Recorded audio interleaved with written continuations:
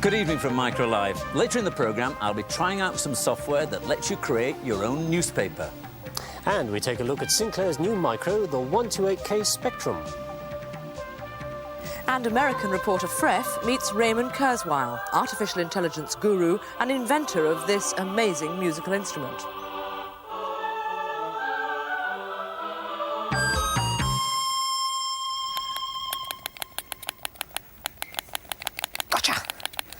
But first, I'm having a go at this game. It's called Who Dares Wins 2.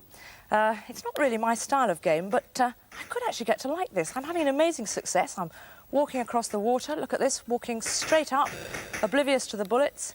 Success could actually go to my head, I think. No, I haven't just developed a natural new talent for this sort of game. I have to own up, I'm cheating. I'm using a device that's to be launched next Monday. It's called Game Killer, and it's a cartridge that simply plugs into the back of the Commodore 64.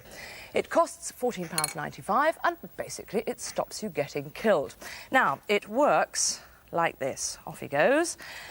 These objects on the screen, you can see some of them there, the men, the bullets and the bombs, are called sprites. And in the Commodore 64, they can be moved around the screen by some special hardware. Now, normally, every time two sprites collide, it registers in a particular part of the computer's memory. But with Game Killer on, it stops it from registering.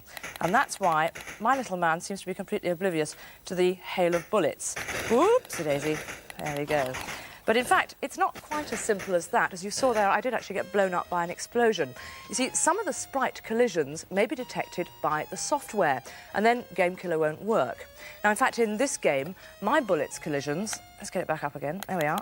My bullets collisions are detected by the software, so I can still attack, which is great. But alas, as you saw, the explosions are too, so I can still get zapped by a bomb. So, which games can you use this on? Well, the manufacturers Robtech claim that it will work on virtually any game that uses sprite graphics. But we found that all these games here, that's including some favourites like Ghostbusters and Jet Set Willy, are either completely unaffected by it or they even crash. Now, when it does work, it means that you can get through to levels of your game that have always beaten you before. You may even discover that some of the promised levels don't exist because the programmer thought nobody would ever reach them. Next week, how to cheat at patience. And now here's our American reporter, Freff, with a profile of a man who's leading the world in applying artificial intelligence to commercial products.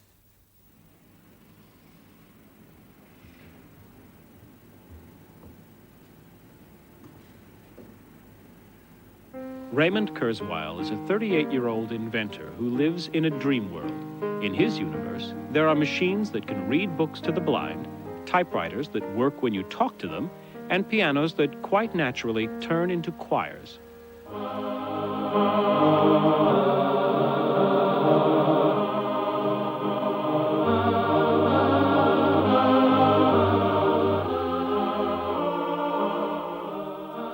Ray's about the greatest guy to work for I can imagine. He's extremely bright, and he's attracted bright people to his team here. I listened to him, and after about 15 minutes, the only thought I had for the rest of the 2 hours that he talked was, how can I get to work for this guy? What do I have to do to join his company? He's a combination of the things that you run across very rarely in one person in this business. He's a good businessman, a visionary, a leader, and a technologist. Kurzweil's office wall reflects both his achievements and his taste for publicity.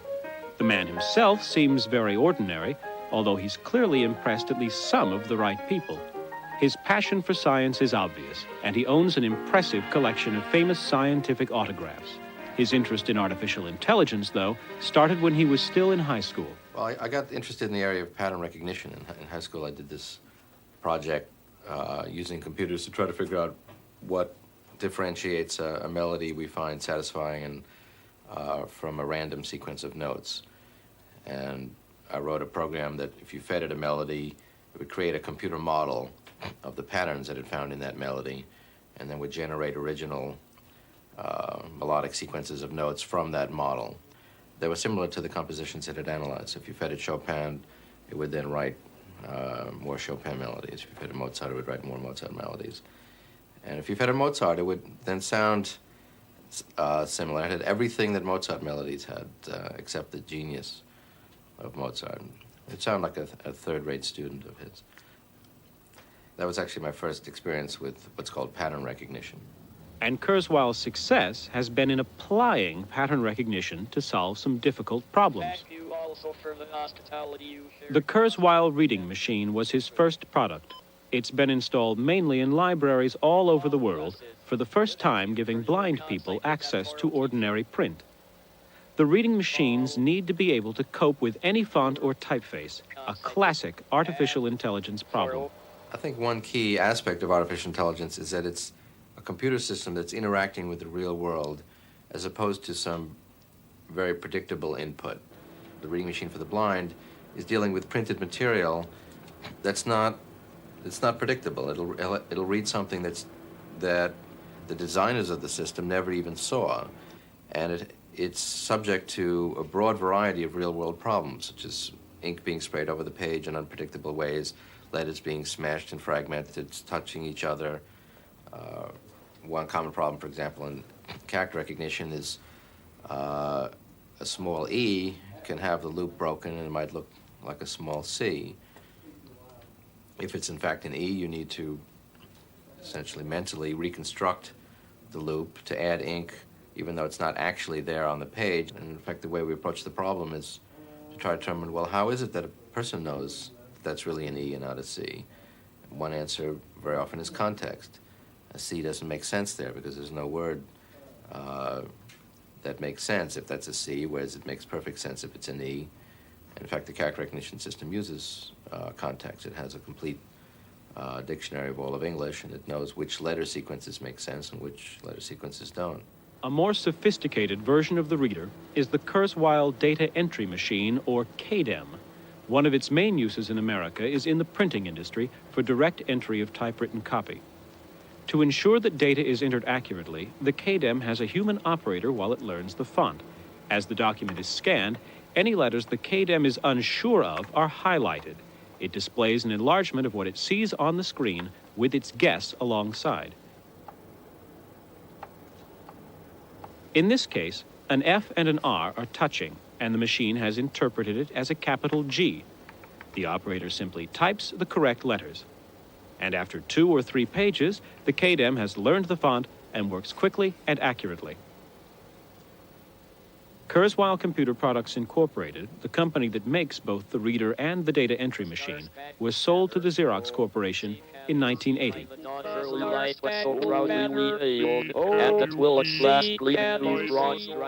Why did you decide to work on a musical instrument? Well, I have an interest in music that goes back really since my childhood. My father was a noted musician. He was conductor of the Bell Symphony and the Queen's Concert Orchestra. So I come from a musical family. I've had a long-term interest in computers, so it's kind of a natural association. I had a relationship with Stevie Wonder from the Reading Machine project because he was one of the first users of the Reading Machine. He's quite an avid fan of electronics and computers, and we had some discussions on what the ideal musical instrument would be, and the Kurzweil 250 is an attempt to create an instrument that follows the definition from Stevie Wonder of what such an ideal instrument would be like. To digitally store all the possible sounds of a piano would require thousands of memory chips. Kurzweil's trick was to find the patterns of similarity in the sounds of different notes played at different volumes, and then store only those similarities in memory. They represent the essence of a piano. Using the same techniques of pattern recognition applied to computer modeling of a complex instrument, we can recreate any instrument. Here's an entire string section of an orchestra.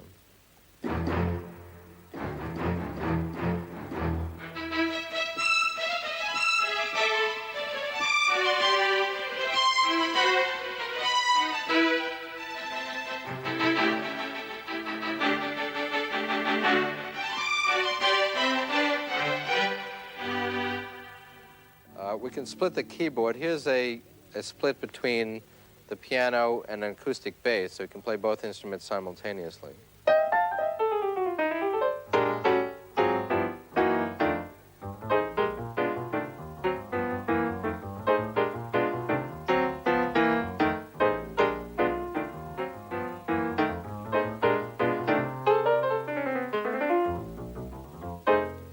Here's a split between many different drum sounds.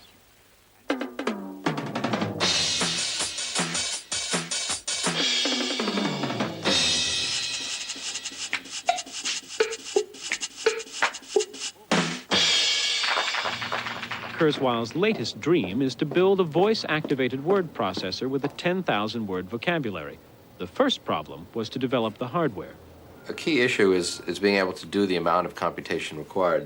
There were analyses done when we began this project, which essentially proved that it was impossible because it would take too much computation. These analyses went through an analysis of how much computer power you would need to recognize a 10,000-word vocabulary, and came up with the answer you'd need 3,000 or 4,000 computers.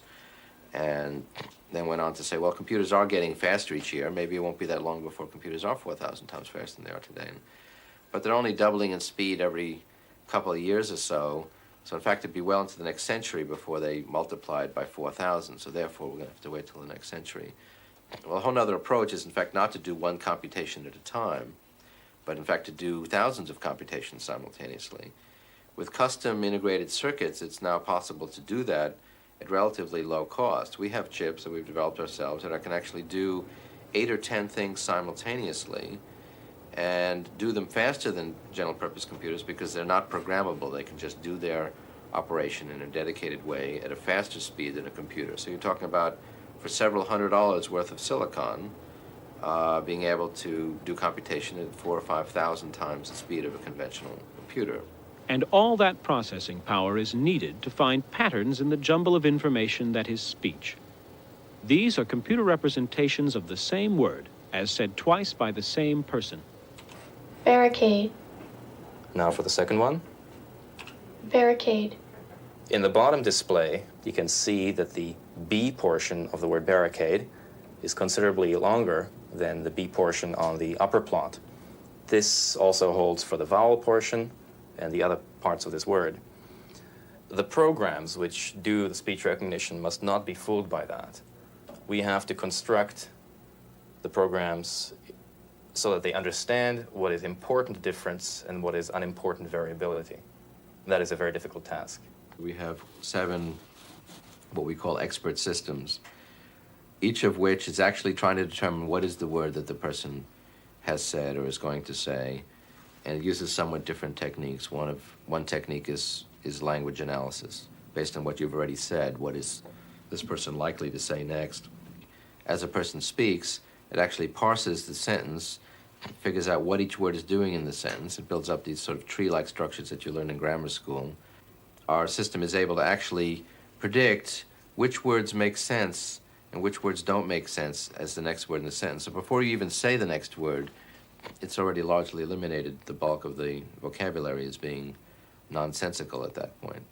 But they all use somewhat different techniques, and they each have different strengths and weaknesses. And then there's a master program called the Expert Manager, which has knowledge about the strengths and weaknesses of the different systems, and is able to combine the input of all these different 7 experts to come up with a final answer. So how close are they to a working system? Anybody who expects to be able to buy a product from us the day after tomorrow that will allow them to say anything they want as fast as they want and they never have to train it is going to be mildly disappointed. Because when our products first come out, you have to spend some time, not too much, but some time, training them to your voice, to how you sound. You have to, at first, pause briefly between each word you say, like this, rather than say a stream of words all run together the way we normally talk. We have had a prototype working of a 10,000-word system for about 6 months. It's been running at 97% accuracy. In fact, in the 3% of the words where it doesn't get the correct choice, the alternate word, which it also displays on the screen, is almost always the correct word. So the vast majority of errors are corrected simply by hitting one error key. The only tiny problem being that the system was taking about 2.5 minutes to recognize each word. That's improved now, although the project is still behind schedule. Already on the market is what they call the small recognizer, which has a 1,000-word vocabulary. Okay. Zoom in. Again. One of its first applications was this computer-aided design package. Together, they were used to design the custom chips for the big recognizer. Draw. Attack. Draw. Look ahead 5, 10 years. What's going to happen? In offices, I see speech recognition being very widely used for creating written documents, for talking to a computer in normal English without having to be trained, so that you can ask any question you want of a computer, and if it doesn't have the information in its own database, it'll actually, on its own initiative, call up by telecommunications other national databases very quickly, electronically, gather information from around the world, and give you an answer within seconds. Computers will be much more accessible in that we will not have to learn specialized skills to interact with them. They're going to move to where people are, as opposed to people having to adjust their methods of communication to be compatible with computers. Raymond Kurzweil talking there with Freff. Now, 2 weeks ago, Sinclair announced a new micro. It's the Spectrum 128, a memory-expanded version of their best-selling, although now aging, home computer. And already, Sinclair claimed to have taken orders worth £14 million. It was launched last year in Spain, but it wasn't available in British shops because Sinclair still had vast stocks of the older 48K machine to sell. Sinclair say the new Spectrum is aimed at the so-called entertainment market. Well, that's games to you and me. But for some inexplicable reason, there isn't a joystick port to be found on it. Well, presumably Sinclair still have a vast warehouse full of interface 2s. However, they have taken the opportunity of sorting out some of the shortcomings of the earlier machine. For instance, the old dot crawl, which caused a lot of criticism of the picture quality, has now been eliminated. And there's a new 8-pin DIN socket on the back here, providing composite video or RGB output. So now you can use a high-resolution monitor. Well, of course, you can still use a domestic TV if you like this. There's also much better sound, which now comes out of the TV speaker. Well, hardly Kurzweil, but not too bad. It uses a standard 3-channel sound chip, and already the cynics are saying that at last the Spectrum has the sound capabilities of the long-dead Auric. However, it is a big improvement on the inaudible old beep. Now, this program here is called Gladiator from Domark. It's been specially written for the 128, but prospective owners will be worried about compatibility with existing Spectrums, for which there are some 5,000 titles. We spoke to Sinclair Research, who said it was overwhelmingly compatible, but warns that some peaks and pokes may not work.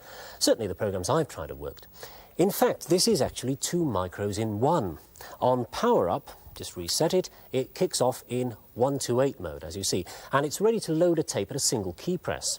But I can select the 48K mode, quite simply, like so, and there you are. As you now see, it claims to be a vintage 1982 machine.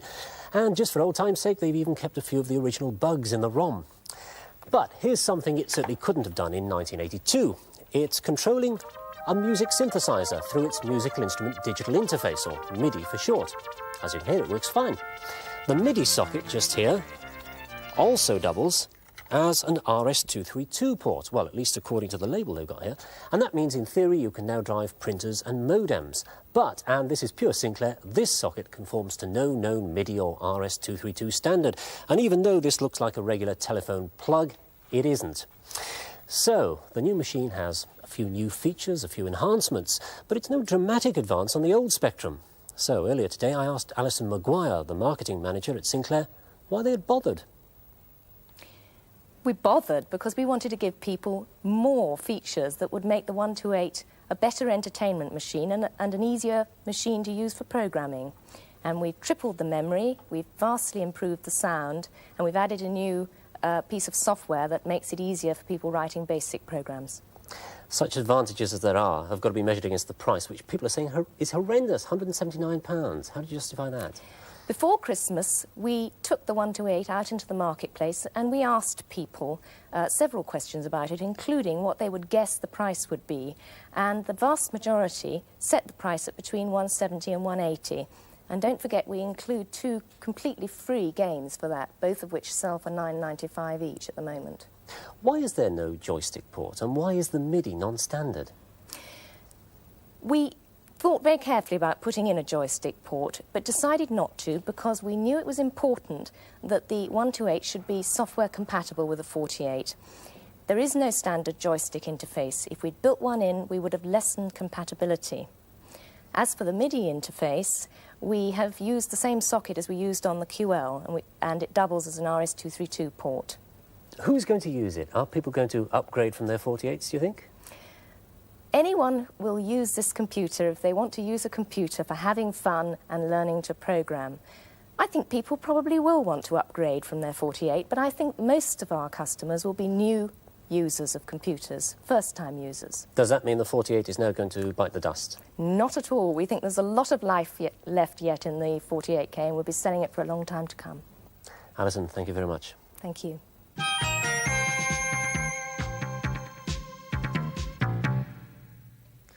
Next Tuesday sees the launch of Eddie Shah's new newspaper, Today, which he claims uses the most advanced printing technology in the world.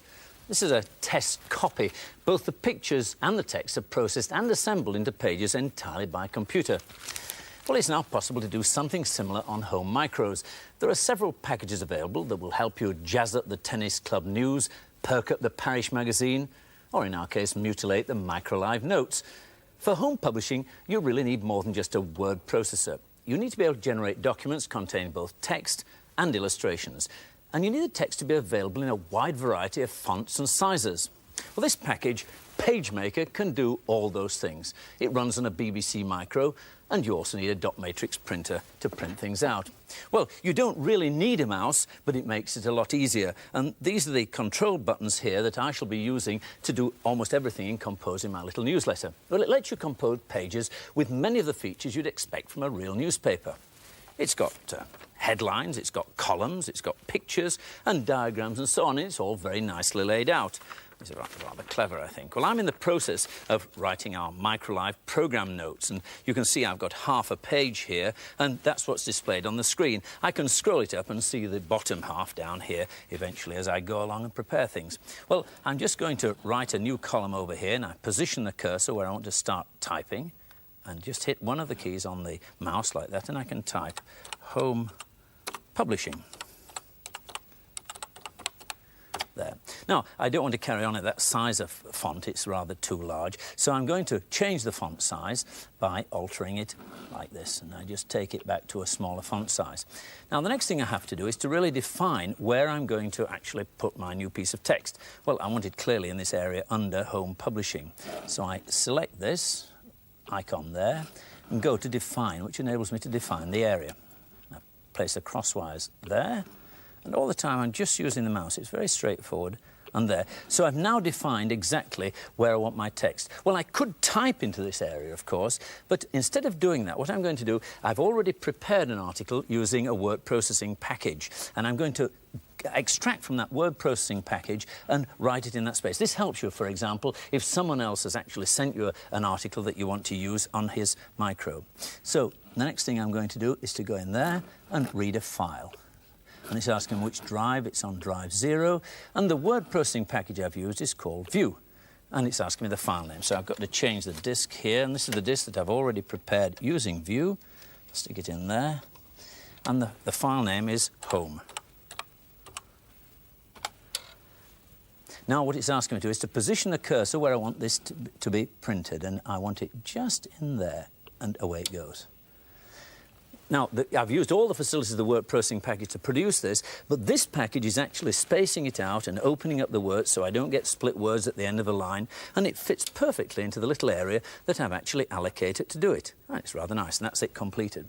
Now, the next thing I might want to do, there's an article on page 3 on the Sinclair spectrum, so what I'm going to do is to actually try and draw a Sinclair spectrum in the area that I've allocated for it here. And to do that, I select this icon here, which is a kind of paint pot. And I go into Shapes, and of course the shape of a Sinclair spectrum is a box. And quite rapidly, I can try and draw myself a Sinclair spectrum. Well, that's one box, and of course it's got keys on it. And so I start off doing the keys like this, and I can repeat them. There we go. Repeat them like that, and so on and so forth, and get some sort of replication of a Sinclair spectrum. Now, I might want to actually colour that in or paint it, so I go to the paint icon up here and take it down here, and bingo, I've got something black, and it roughly looks like a Sinclair spectrum. Well, it doesn't look very good to me. It's rather pathetic. But what we'd like to do now is to load in a real picture of a Sinclair spectrum. Lesley. Right, and this is how we're going to do it. We're going to use this device from Watford Electronics. It's called a digitizer. It costs £95 and it lets you grab frames of video into your micro. Now, I've got the digitizer connected to an ordinary home video recorder, and you can see the television there is tuned to BBC One. Who have we got on? The Terry Wogan Show. His guest is Norman Tebbit. I'm sure neither of them will mind helping us with this demonstration. Right, now what happens is once every couple of seconds or so, the digitizer scans the incoming pictures, sending the video information to the computer's memory, and you can actually see that happening on the computer monitor. Now, seriously, we must say at this moment, if you're going to publish pictures taken off the television, you do need copyright clearance from the broadcasting company. But, of course, you don't have to use broadcast pictures at all. You can also use a home video camera, like this one here, and you can grab pictures of anything, your husband, your granny or your dog. But what Max said he wanted was a picture of the spectrum. So that's what he's going to get. I shall select camera on the video, and as soon as I've got a picture of the spectrum up on the computer monitor, it means that that's safely in the memory, so I should be able to save that picture onto disk. There it goes. Yep. And, of course, once I've got it on disk, I can do anything I like with it. Mac, I believe you wanted this for your MicroLive publication? Thank you very much. Hold Here the we go. front page. Let's try it. Well, I've already scrolled up, as you can see, the top part of the page, and I've got to, by using this arrow here, I just scroll it up a little bit more to give me the whole of the bottom half of my sheet. And there it is. Now, what I've got to is to, of course, read in the disc that Lesley has just given me. And I'm going to read it out onto the screen, insert the disc and press execute. Here we go. Drive 0. Load. And it's asked me the file name. Now, this file name this time is Spectrum. It looks an odd spelling, but that's the name we've given to the file. And here's hoping, Lesley, that you got it. It is, perfectly. And here it is beginning to come out. Now, it's a very hard test for the digitizer, is this, because the spectrum is black with black keys with this very fine white lettering on it. And you'll notice that it's also negative. In other words, it's like a negative film you've got processed in. The black is white and the white is black. But once it's in the machine, we can do all sorts of things. We can turn it round, left to right. We can flip it over, top to bottom. We can increase its size to double the size. We can shrink it down to half the size, to position it in any particular position we want in our newspaper. And we can also actually touch it up by using the paintbrush and clear out some of the mess that we've got. Well, there it is. It's read in. Now, let's take the icon down to there, and we can invert it, and bang, that's our picture of the spectrum. Well, it doesn't look all that brilliant, so perhaps what we should do is just do a little bit of a touch-up. And I can do that by, again, selecting the paint pot. I want a pattern. The pattern I'm going to select is white, because I'm going to clear up some of those terrible dots and things. And I'm going to use the spray to do that. And start, and there we go. I'll start to clear off all this rubbish around here. And oops, I've carved out a bit of this wonderful spectrum. And so it goes on, and that's really quite nice.